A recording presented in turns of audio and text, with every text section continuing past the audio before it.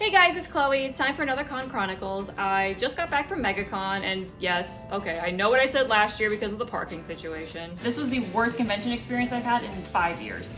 Needless to say, we're never doing MegaCon again. But then they announced Sam Raimi as a guest, and we were suckered back in.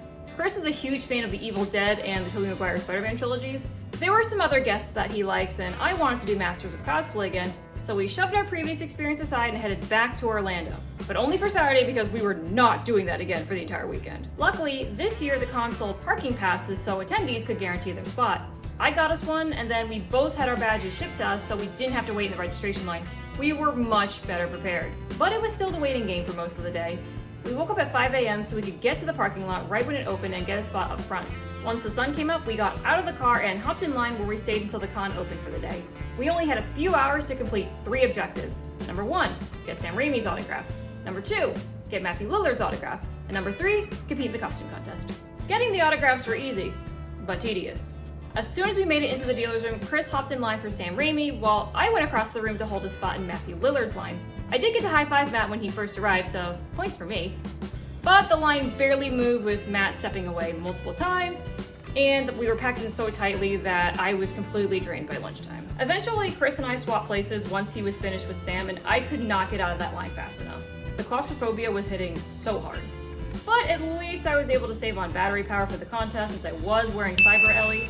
I walked around the other side of the dealer's room with my friend Sam in a relative way for a bit before going to pre-judging.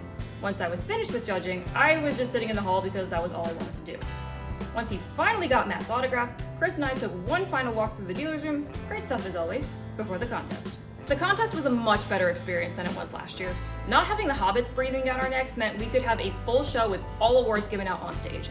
I was worried I went off in the wrong direction, but it turns out I just overshot it, which meant I could grab more snacks. This year, all the contestants got special lanyards, pins, and gift bags, which was really cool.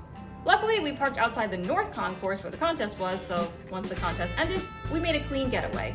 Still, not the most fun day I've had at a con. Things went a lot more smoothly since the parking situation improved, but the crowds have grown far beyond what I'm comfortable with. I think next year I'll wait another month or two and give Anime Festival Orlando a shot instead. If you've been there, let me know what you think of it. If you went to MegaCon this past weekend, either for one day or all 4, come share your experience in the comments below. If you enjoyed this video, be sure to hit the like and subscribe buttons, ring the notification bell, follow me on my other social media linked in the description. You know how it goes. Tune in next time as I take another road trip with Miyusagi, this one much further than the last. See you in Atlanta.